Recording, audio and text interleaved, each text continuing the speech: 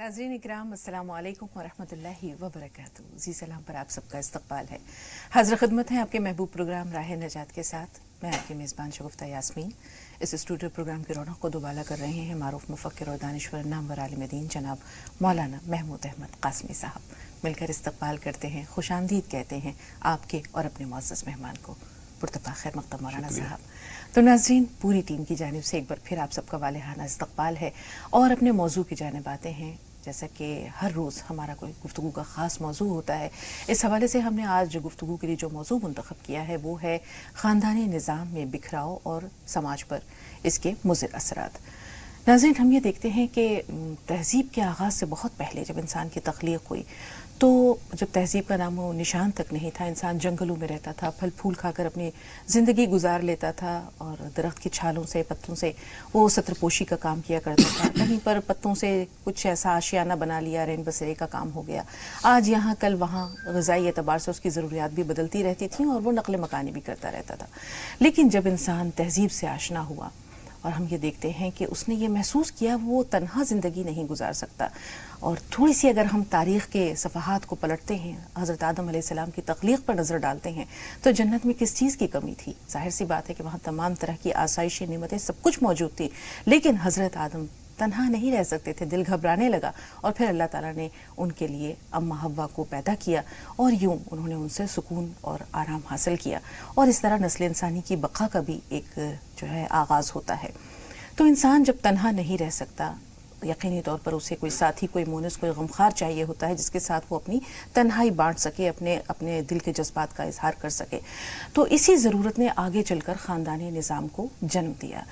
फिर हम ये सोचते हैं कि ख़ानदानी निज़ाम की ज़रूरत क्या थी? जब अल्लाह ताला ने इंसान को इल्म अता किया, उसे शऊर अता किया, सब कुछ हम देखते हैं कि कहीं वो पहाड़ों पर जो है वो अपनी फ़तह और नुसरत के झंडे गाड़ रहा है, कहीं समंदर की तहों को खंगाल रहा है, कहीं वो सितारों और सैयारों पर कमंद डाल रहा है। फिर भी अपनी तख्लीक़ के एतबार से, अपनी जिस्मानी साख्त के एतबार से वो दीगर मखलूक़ात से कमज़ोर है।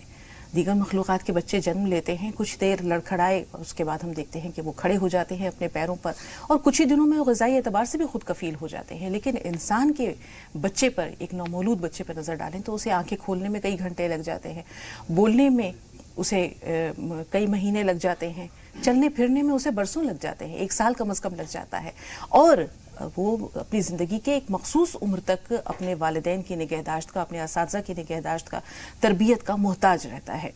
तो ख़ानदानी निज़ाम आखिर वजूद में क्यों आया? तहज़ीब के आगाज़ के साथ ही हम देखते हैं मौलाना साहब के इंसान को कहा गया है कि ये एक सोशल ह्यूमन है, एक समाजी मखलूक है, तो तन्हा नहीं रह सकता। अब ऐसे में एक कुनबे की और फिर आगे चलकर एक ख़ानदान की तश्कील होती है, तो ख़ानदानी निज़ाम की ज़रूरत पड़ी क्यों? अस्सलामु अलैकुम व रहमतुल्लाहि व बरकातुहू। अल्हम्दुलिल्लाहि वहदह वस्सलातु वस्सलामु अला मन ला नबिय्य बअदह। अम्मा बअदु फ़अऊज़ु बिल्लाहि मिनश शैतानिर रजीम। बिस्मिल्लाहिर रहमानिर रहीम। व लक़द कर्रमना बनी आदम। ख़ानदानी निज़ाम ये बिलाशुबहा अल्लाह रब्बुल इज़्ज़त की एक अज़ीम नेमत। इंसान के साथ में जो रिश्ते वाबस्ता होते हैं, एक तो रिश्ता उसके ददिहाल का है और एक उसके ननिहाल का है। ददिहाल के रिश्ते और ननिहाल के रिश्तों से उसके नसब का सबूत होता है जी। और एक रिश्ता है ससुराल का रिश्ता, जिसको कुरान करीम के अंदर सहर के लफ्ज़ से ताबीर किया गया है, जो ज़ौजैन की तरफ से होता है। इसकी भी बड़ी अहमियत है। जब इंसान ख़ानदानी निज़ाम के साथ में वाबस्ता होता है और उससे उसका ताल्लुक़ होता है, तो फिर वो अपने दाएं बाएं, अपने गिरदो पेश एक मज़बूत हिसार महसूस करता है। वो ख़ुद ये महसूस करता है कि मेरे दाएं बाएं बहुत से अफराद हैं जो मेरी किसी परेशानी और मजबूरी के वक्त में मेरे साथ में खड़े हो सकते हैं। ऐसे ही अगर कोई वहाँ मजबूर व परेशान हो जाता है तो वहाँ किफ़ालत की, परवरिश की, निगहदाश्त की, नानो नफ़क़े की भी दिक्कत नहीं होती है।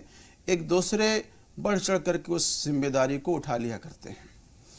आपकी ज़िंदगी में कोई खुशी आ जाती है या गम है, तो उस खुशी को अगर कोई बांटने वाला ना हो, शेयर करने वाला ना हो, तो वो खुशी बेमाना होकर के रह जाती है।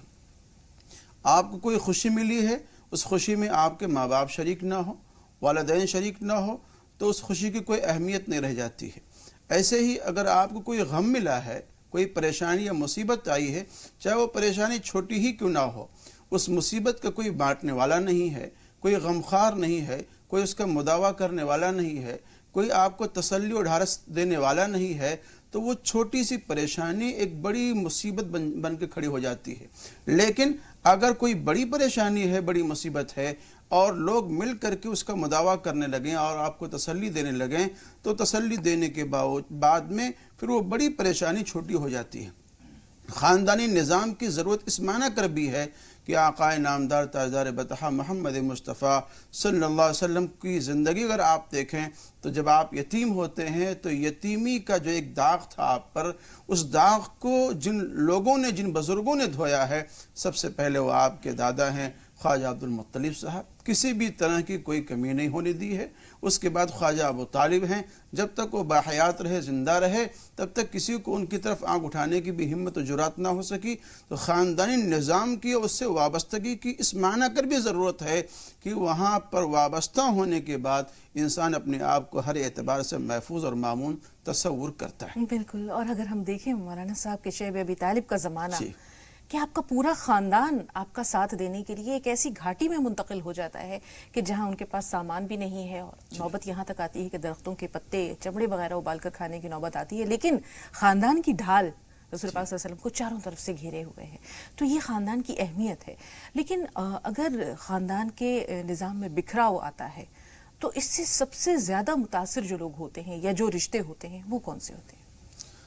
خاندانی نظام اگر متاثر ہوتا ہے تو اس متاثر ہونے کے بعد میں جو سب سے زیادہ اثر محسوس ہوتا ہے اور دیکھا گیا ہے، وہ گھر میں جو ضعیف افراد ہیں، بوڑھے افراد ہیں، جو کما نہیں سکتے، جو اپنی روزی کے لیے کہیں تگ و دو نہیں کر سکتے ہیں، اور جو مفلوق الحال ہیں، ان لوگوں پر اس کا سب سے زیادہ اثر ہوتا ہے۔ معاف کریں ناظرین، سماج میں، معاشرے میں اس طرح کی بہت ساری مثالیں ہیں جو ہمارے گرد و پیش میں پھیلی ہوئی ہیں۔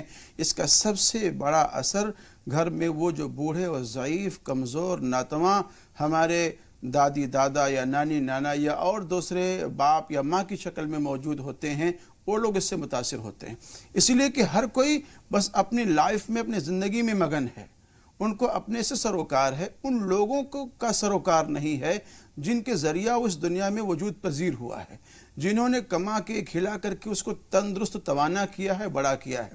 ابھی حال ہی میں ایک صاحب کے ہاں یہ واقعہ پیش آیا، ایک بوڑھی خاتون 90-95 برس کی ان کی عمر، وہ گری اور گرنے کے بعد میں ان کا کولہا چٹک گیا، ٹوٹ گیا۔ وہ اب تقریباً 6-7 دن اسی معاملے ہی میں یہ معاملہ رہ گیا کہ اس کی پہل کون کرے، ڈاکٹر کے پاس میں کون لے کے جائے، علاج معالجہ کون کرائے، ان کے پیچھے پیسہ کون صرف کرے، کون خرچ کرے، اس معاملے میں رہ گئے۔ جبکہ ان کے 2 بیٹے ہیں اور ان بیٹوں کے حوالے سے بہت سارے اور گھر میں ذمہ دار لوگ ہیں، لیکن اسی معاملے میں رہ گئے کہ بھئی پیسہ کون خرچ کرے گا، کون پہل کرے گا۔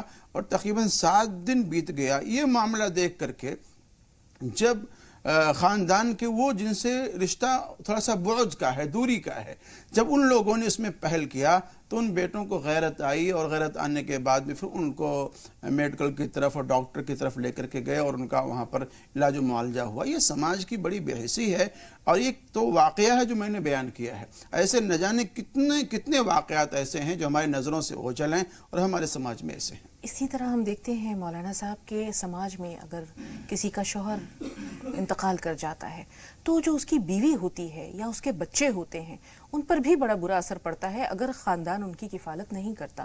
عموماً ایک خاتون کی گفتگو یاد آ رہی ہے کہ انہوں نے بتایا کہ میرے والد کا انتقال تب ہوا جب میں بہت چھوٹی سی تھی، اور چونکہ جاگیردارانہ سماج تھا، انہیں کچھ شیئر دینا پڑتا، تو انہوں نے میری ماں کو گھر سے دھکے دے کر نکال دیا، ان کے سسرال والوں نے، اور یہ بھی نہیں سوچا کہ اس کے ساتھ ایک چھوٹی سی بچی ہے، یہ ماں بیٹیاں بے سہارا بے آسرا کہاں جائیں گی، تو انہیں نکال دیا۔ اور اس کے بعد وہ بیچاری در در کی ٹھوکریں کھاتے ہوئے کس طرح انہوں نے زندگی آگے محنت مزدوری کر کے گزاری، اپنی بچی کو پڑھایا لکھایا اور ایک مقام تک پہنچایا۔ تو سماج کی بے حسی کا ایک پہلو یہ بھی ہے کہ اگر شوہر کا انتقال ہو جاتا ہے یا اسے طلاق دے دی جاتی ہے تو فوری طور پر دھکے دے کر اس عورت کو یا اس کے چھوٹے بچوں کو گھر سے نکال دیا جاتا ہے. تو خاندانی بکھراؤ میں ایک نقصان یہ بھی ہوتا ہے جو کہ ایسے کمزور ناتواں افراد کا ہوتا ہے. اب ہم آتے ہیں کہ یہ اسباب پیدا ہی کیوں ہوتے ہیں, خاندانی بکھراؤ میں یہ اسباب جنم کیوں لیتے ہیں؟ دیکھیے اس کی مختلف وجوہات ہو سکتی ہیں. ایک تو ہمارے خاندانی نظام کا جو بکھراؤ ہے وہاں مفاد پرستی جنم لے لیتی ہے پہلے, کہ ہر کوئی اپنے مفاد کے لیے جینا شروع کر دیتا ہے. وہاں ایثار نہیں ہے, قربانی نہیں ہے, ہمدردی نہیں ہے. اور جب یہ اپنی مفاد پرستی آ جائے گی انسان کے اندر تو پھر وہاں انسان بالکل بے حس ہو جائے گا, بے شعور ہو جائے گا. اور چاہے اس کے سامنے کوئی تڑپ رہا ہو, چیخ رہا ہو, چلا رہا ہو, اس کا شعور اور ضمیر اس کا بیدار نہیں ہوتا ہے. ایک وجہ تو یہ بھی ہو سکتی ہے. ایک مسئلہ معاشی مسئلہ بھی ہو سکتا ہے. معاشی مسئلہ بھی ہو سکتا ہے کہ آج معاشی تگ و دو اتنی زیادہ ہے کہ ہر کوئی سوچ رہا ہے کہ جتنا میں کما رہا ہوں اس کمائی سے میرا خود اپنا پیٹ نہیں بھر رہا ہے, میرے اپنے خاندان کی کفالت نہیں ہو رہی ہے, میرے بیوی بچوں کی پرورش نہیں ہو پا رہی ہے, تو میں اپنے ان متعلقین کا جو میرے ساتھ میں جوائنٹ ہیں یا لگے ہوئے ہیں خاندانی افراد, میں ان لوگوں کی پرورش کیسے کر پاؤں. یہ ساری باتیں ایثار سے ہوں گی, مفاد پرستی کو ختم کرنے سے ہوں گی, اور ایک دوسرے کے دکھ اور درد کو محسوس کرنے سے ہوں گی. اور اسی لیے شریعت مطہرہ نے جو وراثت کو تقسیم کیا ہے اور وراثت کو جن لوگوں کو مورث قرار دیا ہے, یہ انہی لوگوں کو رکھا ہے جو اس رشتہ دار کے قریب ہوتے ہیں, نزدیک ہوتے ہیں, اور تاکہ یہ میراث حاصل کرنے والے, لینے والے کبھی اس طرح کی ضرورت اگر پڑتی ہے وقتاً فوقتاً بیماری کے, دوا داروں کے, علاج معالجے کی, تو جہاں سے آپ جس سے میراث لے رہے ہیں تو کم سے کم اس کا حق بنتا ہے کہ آپ اس کے بڑھاپے میں, دکھ میں, سکھ میں, اس کی بیماری میں آپ اس کے مداوع کر سکیں, اس کے دکھ میں اور پریشانی میں آپ شریک ہو سکیں. لوگ وراثت کے لیے دعویٰ تو بہت کرتے ہیں لیکن اپنے اپنے فرائض پر ان کی نظر بہت کم جاتی ہے. ابھی مولانا صاحب آپ نے سماج میں بے حسی, مفاد پرستی, لالچ, ان تمام چیزوں کا ذکر کیا. شادی ہوتے ہی ہم دیکھتے ہیں کہ بہت سے معذرت کے ساتھ کہیں ایسا ہوتا ہے کہ یہ شرط ہی رکھ دی جاتی ہے کہ ہماری لڑکی جو ہے وہ سسرال والوں کے ساتھ نہیں رہے گی. کہیں جیسے آپ نے کہا روزی روٹی کے لیے جانا پڑتا ہے, اور کہیں والدین بہت سی ذمہ داریوں سے خود کو بچانے کے لیے کہ اب کہاں, ہم نے تو بچے پال لیے, اب اس کے بچے پالنے پڑیں گے, اس کی خانداری کا بوجھ اٹھانا پڑے گا. حد تو یہ ہے کہ کبھی کبھی ایک خاتون یہ بتا رہی تھی کہ ان کو شادی کے بعد یہ بھی سننے کو ملا کہ ان کہا گیا کہ جب سے تمہاری بیوی آئی ہے تو ہمارے گھریلو اخراجات میں اضافہ ہو گیا ہے. تو ایسے میں یہ جو باتیں ہوتی ہیں یہ خاندانی بکھراؤ میں کتنی معاون ثابت ہوتی ہیں. دلوں کا ٹوٹنا رشتوں کے ٹوٹنے کی پہلی منزل ہے. دیکھیے, شیشہ ٹوٹے غل مچ جائے, دل ٹوٹے آواز نہ آئے. اپنی زبان کو کسی ایسے جملے کے کہنے سے جہاں خاندانی نظام متاثر ہو اور خاندانی نظام وہاں بکھر جائے, اپنے آپ کو بچانا چاہیے. اور جہاں اتنا پاکیزہ رشتہ ہو کہ وہاں بہو کا رشتہ ہے اور بیٹے کا رشتہ ہے, اس بہو اور بیٹے کے رشتے کے تقدس کو آپ پامال کریں, اپنے آپ کو وہاں سے بچانا چاہیے. اور پھر جب وہاں بہو کا دل ٹوٹ جائے گا اور بیٹے کا دل ٹوٹ جائے گا تو آپ کتنا ہی اس کا مداوع کر لیں تو وہ مداوع اس کے لیے کافی اور شافی نہیں ہوگا. اگر وہ بیٹی جو بیاہ کر کے آپ کے گھر میں آئی ہے اس کے بڑھنے کی وجہ سے اگر اخراجات پورے ہو رہے ہیں, بڑھ رہے ہیں, تو اللہ رب العزت نے قرآن شریف کے اندر جو صاف صاف اعلان کیا ہے کہ لا تقتلوا اولادکم من خشیۃ املاق, کہ تم اپنے اولاد کو فقر و فاقے کے ڈر سے قتل مت کرو, ہم تمہیں بھی روزی دیں گے, ان کو بھی روزی دیں گے. بچہ جب پیدا ہوتا ہے تو ایک جگہ سے اگر اس کا رزق منقطع ہوتا ہے, ختم ہوتا ہے, تو اللہ رب العزت دوسری جگہ سے اس کی رزق کو جوڑ دیتے ہیں. یہ تو اللہ کا نظام ہے. اگر وہ بچی کہیں اور گھر سے نکل کر کے آئی اور آپ کے گھر سے وابستہ ہوئی ہے تو کیا ضروری ہے کہ آپ کے گھر میں آ جائے اور آپ کے گھر کو نقصان ہو جائے اور آپ کا گھر کا خرچہ بڑھ جائے اور آمدنی کم ہو جائے؟ ممکن ہے کہ اس کے آنے کی وجہ سے آپ کے گھر میں چراغاں ہو جائے, ملازمتوں میں، نوکریوں میں اضافہ ہو جائے، خیر و برکت کا ذریعہ بن جائے. آپ اس طرف کیوں نہیں سوچتے ہیں؟ تو اس طرف بھی ہمیں سوچنا چاہیے. ایک چھوٹا سا پوائنٹ اور ہے، اسلام کیا کہتا ہے مولانا صاحب؟ ہم دیکھتے ہیں متضاد آراء ملتی ہیں. بہت سے لوگ یہ کہتے ہیں کہ جیسے اہل عرب کا یہ دستور ہے کہ بیٹے کی شادی ہوئی تو ایک چھوٹا سا شقہ، جس کو کہتے ہیں کہ چھوٹا سا اپارٹمنٹ کچھ ہے، وہ اپنے گھر میں ہی، یہ نہیں ہے کہ بالکل اس سے رشتہ توڑ لو، اسے کہیں دور بسنے کے لیے کہہ دو، اپنے گھر کے قریب ہی کوئی پورشن ان دونوں کو دے دیں. اسلام کیا کہتا ہے؟ اسلام کا اس بارے میں کیا نظریہ ہے خاندان کے بارے میں؟ دیکھیے، بات سمجھنے کی ہے، اس میں کوئی متضاد نظریے نہیں ہیں. اگر آپ میراث جن کو مل رہی ہے تقسیم ہونے کے بعد میں، آپ اس کو دیکھ لیں. نان و نفقہ کی ذمہ داری کن لوگوں پر عائد ہے، آپ ان کو دیکھ لیں. شریعت اسلامیہ نے اور مذہب اسلام نے خاندانی نظام کی وسعت کو اتنی توسیع اور اتنی وسعت نہیں دی ہے کہ پھر آدمی وہاں ایسے رہنے لگے جیسے کہ کسی بازار میں رہ رہا ہو، جیسے کہ بازار میں رہ رہا ہو. اتنی بھیڑ بھاڑ بھی مذہب اسلام نہیں چاہتا ہے کہ وہاں ایک دوسرے کے حقوق پامال ہو رہے ہوں اور ایک دوسرے کے حقوق کی ادائیگی نہ ہو پاتی ہو. اگر آدمی کو خلوت کی ضرورت ہے تو خلوت میں آدمی نہ ہو سکے. مذہب اسلام بالکل اس کو پسند نہیں کرتا ہے، لیکن اس کو بھی پسند نہیں کرتا ہے کہ آپ اپنی رشتہ داریوں سے، رشتہ ناتوں سے، اپنے متعلقین سے، خاندانی نظام سے اپنے آپ کو بالکل الگ کر لیں. ہمارا جو کلچر ہے، خاص طور سے ہمارے اس ملک کا جو کلچر یہ ہے، یہاں تقسیم بٹوارے کا مسئلہ یہ ہو جاتا ہے کہ اب ہمارا بٹوارہ ہو گیا، تقسیم ہو گئی، اب جو ہمارے حقوق ہم پر عائد ہوتے تھے وہ حقوق ہم سے اب ختم ہو گئے. اس میں باس پرس نہیں ہوگی، ماں باپ سے کوئی مطلب نہیں رہا اور دیگر رشتہ داروں سے کوئی مطلب نہیں رہا. ہم جو کمائیں گے اپنے لیے کمائیں گے، جو خرچہ اٹھائیں گے صرف اپنا اٹھائیں گے. تقسیم بٹوارے کا مطلب ہمارے یہاں یہ ہوتا ہے، لیکن وہاں یہ مطلب نہیں ہوا کرتا تھا، بلکہ وہاں یہ مطلب ہوتا تھا کہ بھئی اگر آپ اس خاندانی نظام سے اگر آپ وابستہ رہیں گے تو کہیں ایسا نہ ہو کہ کنبہ لمبا ہو جائے، خاندان لمبا ہو جائے تو ایک دوسرے کے حقوق پامال ہونے لگے. ان پامالی کی صورتوں کی طرف آتے ہیں مولانا صاحب. بہت سے حقوق جو ہیں وہ جوائنٹ فیملی سسٹم میں ہم دیکھتے ہیں کہ پامال ہوتے ہیں، اور اکثر ایسا ہوتا ہے کہ لوگ ایک دوسرے کے بہت قریب ہیں لیکن دلوں میں نفرتیں اور کدورتیں اتنی ہیں کہ صدیوں کے فاصلے محسوس ہوتے ہیں. تو جو بنیادی چھوٹی چھوٹی سی چیزیں ہیں جن کی طرف ہم دیکھتے ہیں کہ جوائنٹ فیملی سسٹم بہت اچھا نظام تھا، بہت ہی اچھا نظام تھا، جاگیردارانہ نظام کے ساتھ ہم دیکھتے ہیں کہ اس کا بھی زوال شروع ہو گیا. لیکن اس میں جو جن فیکٹرز جو عوامل کار فرما رہے اس کو ناکام ثابت کرنے میں، ان میں یہ بھی ہے کہ سب سے پہلی چیز تو یہ ہے کہ ایک پوزیشن کہ گھر میں جو یعنی جس کو کہتے ہیں کہ دبدبہ کس کا رہے گا، تمام جو کامل اختیارات ہیں وہ کس کے ہاتھ میں رہیں گے.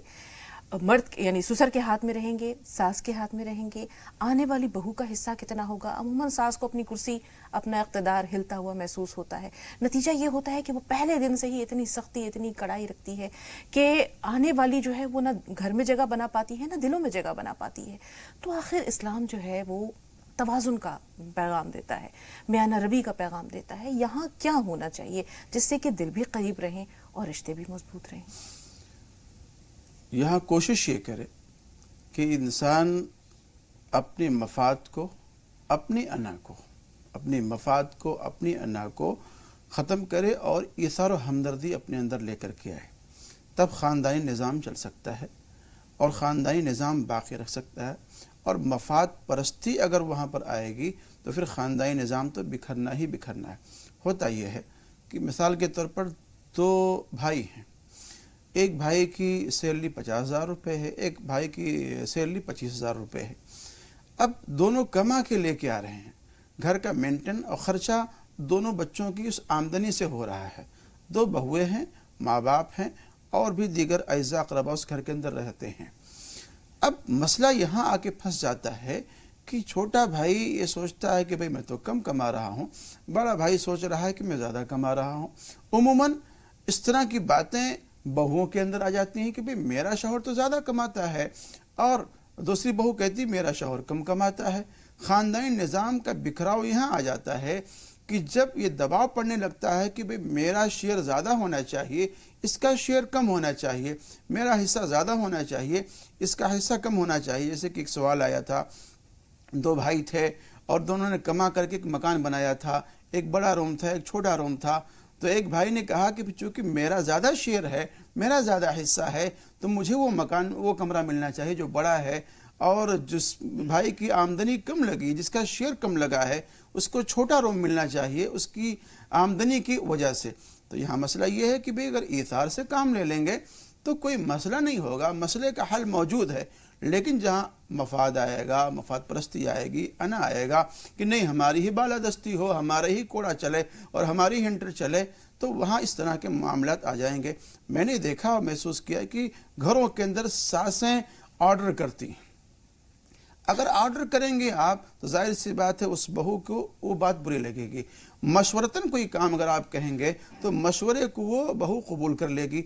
کبھی کبھی ایسا بھی ہوتا ہے، یہ بھی دیکھا گیا ہے کہ بہو کے سامنے ساس کوئی کام کرنا شروع کر دیتی ہے، تو ظاہر سی بات ہے اگر وہ باغیرت ہی بہو ہوگی تو اس کی غیرت اس بات کو گوارا نہیں کرے گی کہ میری موجودگی کے اندر میری ساس میرے سامنے کوئی کام کرے، فوراً اٹھے گی، اپنے ساس کا ہاتھ پکڑ لے گی کہ امی جان آپ بیٹھیں، آرام کریں، میرے ہوتے ہوئے آپ یہ کام نہ کریں۔ اس طرح سے اگر ایثار کا اور ترجیح کا معاملہ ہمارے سماج کے اندر ہوگا تو خاندانی نظام باقی بھی رہ سکتا ہے، بکھراؤ بھی نہیں ہوگا، اور اس کے مضر اثرات جو ہمارے گرد و پیش میں پھیل رہے ہیں انشاءاللہ نہیں پھیلیں گے۔ بالکل، بہت سی چیزیں ہیں مولانا صاحب، ایک دوسرے پر الزام تراشی، ایک دوسرے پر بہتان لگانا، ایک دوسرے کی تحقیر، تذلیل، اگر ان چیزوں سے بہت حد تک اگر ہم گریز کریں تو ہم دیکھتے ہیں کہ رشتے بڑے مضبوط ہو جائیں۔ بنیادی چیز یہی ہے کہ دلوں میں بھی وسعت ہو اور ایک دوسرے کے لیے دلوں میں پاکیزہ جذبات پنپیں۔ 2 کالرز ہیں ہمارے ساتھ، نہ جانے وقت کیسے گزر گیا، کالر سے بات کرنے کا وقت ہو رہا ہے۔ نوشاد بھائی آپ سے مخاطب ہیں، سوال بتائیے۔ باجی السلام علیکم، ڈاکٹر نوشاد بول رہا ہوں۔ سب سے پہلے تو آپ کا بہت بہت شکریہ وعلیکم کہ آپ السلام۔ نے مجھے ایسی راہ دکھائی کہ اللہ تعالیٰ نے مجھے شفا دی تھی۔ الحمدللہ، میں آج بہت ٹھیک ہوں، 80% مجھے فرق ہے۔ میں نے جو آپ کو بتایا تھا ایک بار جی رمضان میں لگ بھگ مجھے کینسر کی بیماری لگ گئی تھی، بہت اچھی طرح یاد صاحب ہے کا میرا علاج چل رہا ہے، میں سہارنپور جاتا ہوں اور وہیں پر میرا علاج چل رہا ہے۔ اللہ کا شکر ہے اور آپ کی دعاؤں کا اثر ہے کہ میں آج بہت اچھے 80% لگ بھگ ٹھیک ہوں۔ الحمدللہ اور اللہ کی مہر۔ کاروبار تو خیر ابھی ابھرا نہیں ہے لیکن اللہ کا شکر ہے بہتر ہے پہلے سے۔ الحمدللہ۔ اور دوسری بات یہ تھی، مجھے ایک مسئلہ معلوم کرنا تھا جی، کہ جو لوگ بیاج پہ پیسہ لیتے ہیں یعنی بینک سے لون وغیرہ لے لیتے ہیں، ان کے ہاں ہم کھا سکتے ہیں یا نہیں؟ کیونکہ وہ بیاج کا دیتے ہیں، لیتے نہیں۔ ٹھیک۔ دوسری بات، ایک میرا خواب ہے باجی، جیسے میں نے اپنے بھیا کو ٹیلی فون کیا اور میں ٹیلی فون پہ یہ کہہ رہا تھا ان سے کہ بھائی میں 4-5 بکرے کاٹ رہا ہوں اور آپ کی دعوت ہے، لیکن میری ایسی گنجائش نہیں ہے ابھی کہ میں 1 بکرا بھی کاٹ سکوں، تو اس کا مجھے خواب اللہ دے گا انشاءاللہ، گنجائش ضرور دے گا، اور اللہ تعالیٰ آپ کو، اللہ نے آپ کو شفا دی، اللہ کا شکر ادا کرتے رہا کریں ہر پل، وہی شافی ہے، وہی کافی ہے۔ بہت خوشی ہوئی یہ سن کر کہ اللہ تعالیٰ نے آپ کو شفا کی طرف جو ہے وہ گامزن کیا۔ اللہ تعالیٰ مکمل شفا آپ کو دے دے اور آپ کا کاروبار بھی جلد از جلد جو ہے وہ ترقی کرے۔ بہت ساری ہماری نیک خواہشات اور دعائیں۔ تھوڑا سا انتظار، شبانہ صاحبہ سے بات کر لیں۔ جی شبانہ فرمائیے۔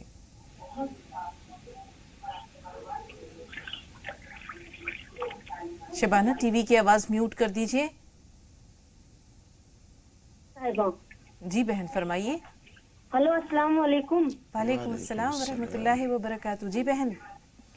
مولانا صاحب سے بات کرنی ہے، آمینہ کے معنی بتا دیجئے بہن، آپ کا آپ بہت اچھی لگتی ہے ہمارے مولانا صاحب سے پہلے۔ آمینہ کا مطلب جاننا چاہ رہی ہیں، تھوڑا سا انتظار بہن۔ صبا اور مہتاب، مہتاب صاحب تھوڑا سا انتظار۔ صبا صاحبہ آپ بتائیے آپ کا سوال کیا ہے؟ السلام علیکم۔ وعلیکم السلام۔ جی بہن۔ اور مولانا صاحب کو میرا بہت سلام۔ جی آپ کو سلام پیش کر رہی ہیں۔ وعلیکم السلام ورحمۃ اللہ۔ جی پوچھ رہے تھے، یہ میرا ایک سوال تھا کہ میری بہن ہے یاسمین کوثر نام ہے ان کا، جی جی ان کو اولاد نہیں ہے، عمرہ بھی کی ہوئی ہیں اور کافی میاں بیوی دونوں، لیکن اولاد سے بیچاری پریشان ہے اسی لیے۔ ٹھیک ہے بہن، تھوڑا سا انتظار، مولانا صاحب ضرور بتائیں گے انشاءاللہ۔ مہتاب بھائی آپ بتائیں آپ کا سوال کیا ہے؟ السلام علیکم شگفتہ باجی۔ وعلیکم السلام ورحمۃ اللہ وبرکاتہ۔ جی بھائی۔ باجی آپ سے ہماری گزارش ایسا ہے کہ آپ عبداللہ طارق صاحب کے ساتھ آیا کریں۔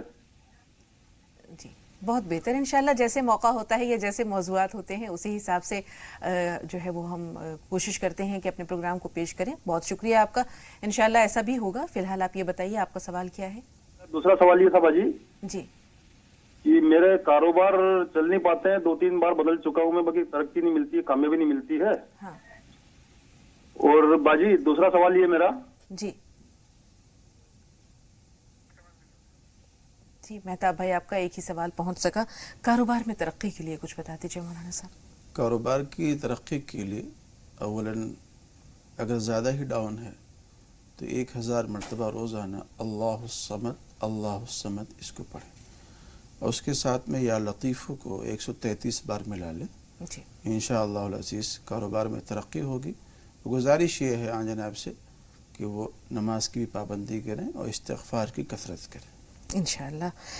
اولاد سے محرومی کے لیے جیسے انہوں نے بتایا کہ کوئی وظیفہ بتا دیں جس سے کہ اللہ تعالیٰ اولاد عطا کرتے.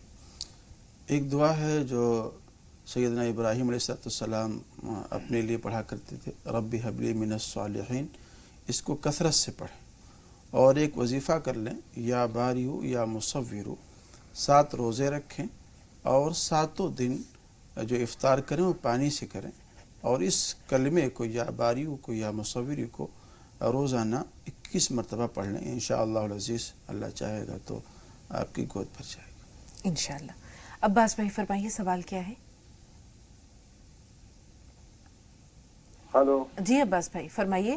ہلو السلام علیکم. وعلیکم السلام ورحمۃ اللہ جی وبرکاتہ. ہمارا لڑکا ہے احتشام الحق 5 سال کا ہے. اس کے اندر ایک پریشانی یہ ہے کہ وہ آج کے ٹھنڈا موسم ہے بہت یہاں, تو یہاں اسے جو ہے گرمی میں وہ باہر نکل کے بھاگتا ہے اور چارپائی ہے تخت ہے اس کے نیچے لیٹ جاتا ہے. ایک تو یہ بات ہے. یہ مسئلہ اور پہنچا دوسرا عباس بھائی اپنے بچے کے بارے میں ذرا ایک بار پھر بتا دیجیے. 5 سال کا بچہ ہے, اس کے ساتھ مسئلہ کیا ہے؟ اس کے مسئلہ یہ ہے کہ اس کے اندر پتہ نہیں گرمی ہے یا کوئی ایسا رہے جیسے کہ وہ کمرہ ہے وہ پنکھا کھول کے لیٹتا, پنکھے کے تار نکال دیے تو اب وہ باہر نکل کے بھاگتا ہے کہ گلی دہلان میں لیٹیں یا آنگن میں لیٹیں. یہ پریشانی اس کو ہے. ٹھیک ہے. دوسرا کوئی مسئلہ ہے؟ دوسرا یہ ہے کہ یہ خواب ہم نے دیکھا تھا. جی تو خواب کی وجہ سے بڑا پریشان ہے کہ وہ دہن سے اتر گیا ہمارے. چلیں اللہ تعالیٰ اس خواب کے مضر اثرات سے آپ کو بچائے. اس کے لیے مولانا صاحب کچھ ضرور بتا دیں گے. فی الحال امرین صاحبہ آپ اپنا سوال بتائیے. ہیلو السلام علیکم. وعلیکم السلام. وعلیکم السلام. میرے 3 سوال ہیں باجی, میرے سوال لے لینا. میرا پہلا یہ سوال ہے کہ میری باجی کے گھر میں تو پیسے گھوم جاتے ہیں, وہ پیسے رکھتی ہیں. ٹھیک ہے. دوسرا یہ سوال ہے کہ ان کو خواب میں نا ہرے کلر کا سانپ دکھتا ہے, پھر ان کے دیور نا دیتے ہیں سانپ کو. ہرے رنگ کا چاند دکھتا ہے, پھر کیا ہوتا ہے؟ نا سانپ دکھتا ہے, پھر ان کے دیور جو ہے مار دیتے ہیں. ٹھیک ہے مولانا صاحب, پہلی بات تو یہ ہے کہ پیسے گم جاتے ہیں, دوسرے ہرے رنگ کا سانپ دکھتا ہے اور پھر وہ اس کو مار دیا جاتا ہے. دیکھیے اگر گھر میں سانپ نکل رہا ہے تو کوئی شخص ایسا ہے جو ان کے متعلقین میں سے ہے اور ان سے حسد کرتا ہے, جلن کرتا ہے, ان کو تکلیف پہنچانا چاہتا ہے. جی اگر وہ سانپ مار دیا گیا ہے تو انشاءاللہ العزیز پھر اس کے مضر اثرات سے لوگ محفوظ رہیں گے. رہی بات پیسے اگر کھو جاتے ہیں اور روپے گم ہو جاتے ہیں گھر سے, تو ممکن ہے کہ شاید آپ دیکھ لیں اپنے گھر کے اندر کی کوئی ایسا ہو جو اس طرح سے غمن کرتا ہو, کبھی کبھی ہوتا ہے, نکل جاتے ہیں. اور اس سے محفوظ رہنے کے لیے, بچنے کے لیے سورہ والضحیٰ ووجدک ضالا فہدی یہاں تک پڑھ لیا کریں. اس کو 21 مرتبہ انشاءاللہ العزیز اس سے بچاؤ ہوگا انشاءاللہ. نوشاد بھائی نے بتایا کہ وہ لوگ جو بینک سے لون لیتے ہیں ان کے گھر کھانا کیسا ہے؟ دیکھیے سود اور بیاج کا جو کام ہے کرنا, اس سے بچنا چاہیے, اور خاص طور سے بغیر کسی حد درجہ مجبوری کے لون پر اور ایسے ہی سودی قرض پر, چاہے بینک ہو یا کہیں اور ہو, اس سے قرض نہیں لینا چاہیے. اگر کسی نے لیا ہے تو ظاہر سی بات ہے اس کی آمیزش گھروں کے اندر اور کھانوں کے اندر ہوتی ہے, تو وہاں کھانے پینے سے احتراز کرنا چاہیے. اور اگر نہیں بچیں گے اور آپ اس کے یہاں کھانا کھائیں گے تو اس کھانے کے اثرات آپ کی طبیعت پر ہوں گے. جی خواب میں انہوں نے دیکھا ہے کہ کئی بکرے ذبح کر کے لوگوں کو کھانا کھلا رہے ہیں، پھر جیسے آپ نے سنا کہ اللہ نے ان کو صحت عطا کر دی ہے، تو فی الحال تو گنجائش نہیں ہے، لیکن یہ خواب کس طرف اشارہ کر رہا ہے؟ دیکھیے خواب ماشاءاللہ بہتر ہے اور اچھا ہے اور اچھی طرف اشارہ کر رہا ہے وہ. کوئی ضروری نہیں کہ آپ بکرے ذبح کریں اور پھر ایک بڑی دعوت کریں. دعوت پرتکلف ہی ہو تبھی دعوت کہیں ایسا نہیں، بلکہ جو بھی ماحضر ہو اس کو اپنے متعلقین کو، دوست احباب کو بلا کر کے کھلا دیں، اور یہ اچھی چیز ہے. اطعام طعام بہتر ہے. آمنہ کا مطلب کیا ہو سکتا ہے مولانا صاحب؟ یہ امن سے ماخوذ ہے، اس کے معنی مامون رہنے کے اور امن کے. رسول پاک صلی اللہ علیہ وسلم کی والدہ ماجدہ کا نام بھی ان کا ہے. نام آمنہ. ریشما، فرمائیے آپ کا سوال کیا ہے؟ ریشما میں سن پا رہی ہیں؟ ہلو، السلام علیکم. وعلیکم السلام. جی کام کی وجہ سے ہمارے شوہر پریشان ہے، وہ کام کو جا رہے تھے. ٹھیک ہے، تھوڑا سا انتظار. یاسمین سوال بتائیے. السلام علیکم. وعلیکم السلام. مولانا صاحب کو بھی میرا سلام. جی وعلیکم السلام. جی میرا یہ سوال تھا کہ میں نے خواب دیکھی ہے پرسوں. اس میں خواب میں نے یہ دیکھا ہے کہ میں بہت ایک امرود ہے اور امرود پہ بہت سارے امرود آ رہے ہیں اور میں امرود توڑ رہی ہوں، اور جیسے ہی میں نے ایک امرود توڑتی ہوں اس میں بہت سارے کیڑے پڑے ہوئے ہیں، تو وہ میں جھٹ اس امرود کو نیچے پھینک دیتی ہوں. جی یاسمین صاحبہ، آپ کے بچے ہیں؟ نہیں. آپ کی شادی ابھی ہوئی ہے یا نہیں ہوئی ہے؟ نہیں، ابھی نہیں ہوئی، شادی نہیں ہوئی. ٹھیک ہے جی، بات جاری رکھیے. دوسرا سوال یہ تھا. ہلو جی جی جی. دوسرا سوال میرا یہ تھا کہ جب ہم نماز شروع کرتے ہیں تو سب سے پہلے کون سی صورت سے ہمیں نماز شروع کرنی چاہیے؟ ٹھیک ہے جی مولانا صاحب، نماز میں پہلے کس صورت سے آغاز کریں؟ فاتحہ کے بعد. سورہ فاتحہ کے بعد میں آپ کے لیے جو آسان ہو.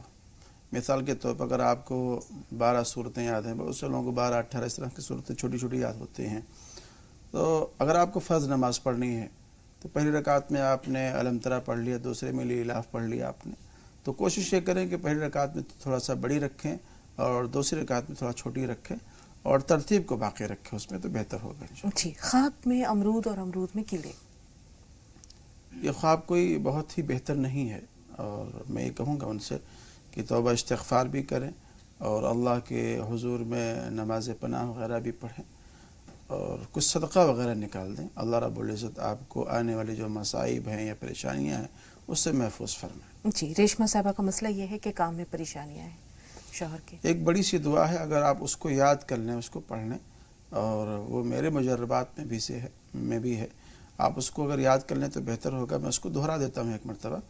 یا اللہ یا اللہ یا اللہ یا رب یا رب یا رب یا حی یا قیوم یا ذا الجلال والاکرام اسألک باسمک العظیم الاعظم ان ترزقنی رزقا واسعا حلالا طیبا برحمتک یا ارحم الراحمین. اور اس کے ساتھ ساتھ یا لطیف 133 بار پڑھیں، انشاءاللہ فائدہ ہوگا. یہ جو دعا میں نے جو بڑی سی پڑھی ہے، صبح شام 3 بار پڑھنا ہے اس کو انشاءاللہ. جی اویس بھائی پہلے آپ سے مخاطب ہیں، آپ دا تھوڑا سا انتظار. جی اویس بھائی سوال بتائیے.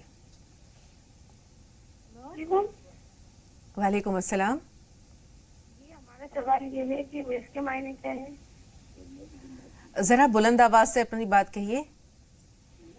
جی میرا سوال یہ ہے کہ اویس کے معنی کیا ہے؟ ہاں جی. اور میرا دوسرا سوال یہ ہے، اور میں نے سپنے میں دیکھا تھا کہ وہ جنات کھڑے ہیں اور ہنس رہے ہیں بس. جنات کھڑے ہیں اور ہنس رہے ہیں بس. ٹھیک ہے تھوڑا سا انتظار. آبدہ صاحبہ سوال بتائیے. السلام علیکم. وعلیکم السلام. السلام ورحمۃ اللہ. میرا سوال یہ ہے کہ میرا 2 خصی تھا، بچپن میں ہم سوچے ہوئے تھے دونوں خصی کی ہم قربانی کریں گے. ایسے ہمیں خواب میں دیکھے جو خصی کے ہم کہیں لے کے جا رہے ہیں، تو میرا لڑکی ہے نا جو پوچھی جو امی کہاں لے کے جا رہی ہے، تو ہم بولیں جو اس کو صدقہ میں ہم دینے جا رہے ہیں. 2 دن کے بعد وہ خصی کو طبیعت خراب ہو گیا تو اس کو ہم بیچ دیے. اس کے بعد میرا طبیعت برابر کچھ نہ کچھ میرا ہوتے جا رہا ہے، اس پیسہ کو ہم نے کیا کریں، اس لیے. ٹھیک ہے کیا کیا جائے مولانا صاحب؟ بہتر یہ ہے کہ جو اس کی رقم ہے اس کو صدقہ کر دیں. جی. اور گنجائش ہوگی تو آپ جو قربانی آئے گی تو بکرا وغیرہ لے کر کے اس کو قربان بھی کیجیے گا انشاءاللہ. जी, 5 साल का बच्चा है अब्बास साहब का, जिसको उन्होंने बताया कि गर्मी बहुत लगती है। अब सर्दी के मौसम में वो पंखा ऑन करने के लिए कहता है या बाहर दालान में खुली हवा में जाना चाहता है, तो ये क्या चीज़ है मौलाना साहब? जैसा उन्होंने बतलाया है, जो मुझे महसूस हो रहा है, कुछ कुछ आसिबी असरात हैं।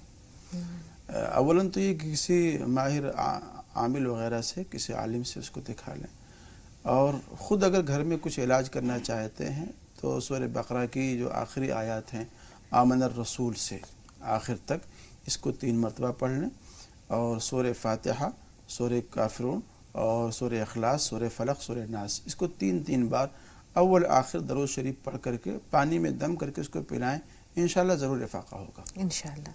हबीब भाई सवाल बताइए। हेलो जी फरमाइए, क्या सवाल है? मेरा लड़का जो है बहुत जिद्द बंद करता है और जरा से भी सुनता नहीं, और उसको स्कूल में जाने बोल रहा, 12वीं क्लास में साइंस पढ़ता है। हाँ। और जरा से भी वो सुनता नहीं दोनों का। और दूसरा सवाल है, मेरे घर के लोगों का बहुत खाप, बुरे खाप गिरते हैं, गोश्त दिखता खाप में, या कोई लेके जा रहा वैसा। ठीक है, एक कॉलर और है, अपना सवाल बताइए बहन। जी अस्सलाम वालेकुम बाजी। सबसे पहले तो आपको बहुत बहुत शुक्रिया कि आपने जो आज जो गुफ्तगू थी आपकी मौलाना साहब के साथ, उसमें आपने छोटा सा पॉइंट लिया, लेकिन वो ऐसा लग रहा था कि हमारे जैसे लोगों के ही दिल से निकली हुई कोई बात है। आपने कहा कि कहीं कहीं इस तरह की सास और बड़े जो घर के बुजुर्ग हैं ऐसा माहौल पैदा कर देते हैं कि हमें बहुत मुश्किलों का सामना करके और निकलना पड़ता है। उसके बाद सारे लोगों को इतने शर्मसार रहते हैं, हम जैसी जो बहुएं हैं जो शर्मसार खानदान की है, जिन्हें जो इज्जतदार लोग हैं, कि हम लोग उस जगह पर जाने में भी इतनी शर्म महसूस करते हैं कि दुनिया को सिर्फ ये दिखाई देता है जो दिखता है, लेकिन अंदर की जो बातें वो हर फर्द को हम कह नहीं सकते जाके। इसलिए हम जैसे जो नौजवान बहुएं हैं वो बहुत शर्मिंदा रहती हैं इस चीज को लेकर के। बहन हमारी बात तो आज अभी शुरू हुई थी, मुकम्मल कहाँ हो सकी, इसीलिए हमने छोटे छोटे पॉइंट्स की सूरत में कुछ बातें कहने की कोशिश की। लेकिन आपने जो छोटा सा नुक्ता लिया वो बहुत ही दिल को छू गया बाजी, बहुत शुक्रिया। क्योंकि जितने भी रहनुमा आते हैं वो सब बुजुर्गों के बारे में कहते हैं, नौजवान पीढ़ी के बारे में, उनकी तकलीफ का एहसास सिर्फ हम जैसे लोग ही कर सकते हैं बाजी। बिल्कुल, ये सामने की चीजें हैं, सामने की बातें हैं। यकीनी तौर पर ऐसी बहुएं भी शर्मसार रहती हैं, समाज में वो लोगों से मिलने में नजरें कतराती हैं। जी, हम लोग है ना मतलब जा नहीं पाते हैं इस जगह पर कि लोग हमें किस नजर से देखते हैं, क्योंकि हमारे अंदर का जो ज़मीर है इस तरह। और एक बाजी, ये तो बहुत वसील मौजू है, इस पे इतनी सी छोटी सी जगह में बात हो नहीं सकती पूरी। और एक नौशाद भाई, जो डॉक्टर नौशाद भाई है, और उनके बारे में हमने बहुत बार सुना भी था, उनकी कॉल आती, बहुत परेशान थे और उन्हें मुबारकबाद भी देना चाहते हैं इस प्रोग्राम के जरिए, और मतलब उनके लिए दुआएं भी की, हमने भी दुआ की, अल्लाह उन्हें मुबारक करे, और जिस तरह उनका तंदुरुस्त हुए हैं वो, अल्लाह उनकी रोजी का मसला भी बहुत जल्दी इंशाल्लाह। बहुत नेक खातून है आप, बहुत बहुत प्यारी खातून है। अल्लाह ताला आपको भी मजीद इज्जत दे, एहतराम दे और आपकी नेकियों में इजाफा करे। ये जो हमारी राह नजात की फैमिली है ना, इसकी खूबी यही है बहन कि ये हम सब एक दूसरे से गायबाना तौर पर जुड़े हुए हैं। अब नौशाद भाई के लिए देखें कि कहाँ और कितने लोगों ने दुआ की और अल्लाह ने सुन लिया। अब यहाँ बहन ने कहा कि हम महफिलों में जाने से शर्माते हैं, कतराते हैं, क्योंकि लोग हमें मुर्द इल्ज़ाम ठहराते हैं। कब्र का हाल मुर्दा जानता है। तो ये पॉइंट हमारा आगे चल नहीं सका, लेकिन ऐसी बहुत सी वजूहात होती हैं, जिसमें अभी ब्रेक के दौरान आप कह रहे थे कि शादीशुदा नंदों की जो दखल अंदाजी होती है वो भी बहुओं को बसने नहीं देती। तो अब ऐसे में ये बहुत एक अच्छी औरत लग रही है जो कि एक अजनबी गैर अपने भाई के लिए दुआ कर रही है, तो अपने खानदान वालों के लिए इनका रवैया कैसा होगा। लेकिन ये जो दिल का दर्द है उसका मदावा क्या हो? मैंने कहीं पढ़ा था किसी किताब के अंदर, और बड़ा अच्छा आर्टिकल था वो, उसमें लिखा था कि जिस घर के अंदर शादीशुदा बेटियों की दखल अंदाजी शुरू हो जाती है वो घर बर्बाद हो जाता है। यहाँ उन माँ बाप को जो उस बहू के सास ससुर हैं उसको देखना चाहिए बड़ी बारीक बीनी से कि भाई अब इस बच्ची की शादी हो चुकी है, इसकी जिम्मेदारी तो आगे घर को आबाद करने की है।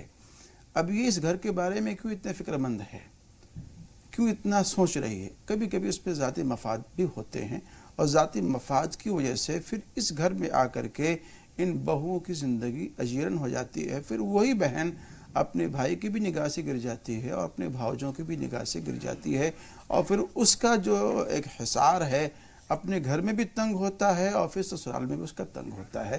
تو ان حرکتوں سے بچنا چاہیے، اور میں ایسی بہنوں سے کہوں گا کہ تھوڑا سا صبر کریں اور صبر و ضبط کے دامن کو تھامے رکھیں، اور اللہ سے دعا کریں انشاءاللہ العزیز اللہ مشکل کشا حاجت روا ہے، وہ حاجت روائی کرے گا انشاءاللہ۔ ہمارے پاس سوالات کئی ہیں مولانا صاحب، 2 کالرز ہیں، کوشش کرتے ہیں دونوں کے سوالات لینے کی۔ رازق بھائی پہلے آپ سے مخاطب ہے، فرمائیے سوال کیا ہے؟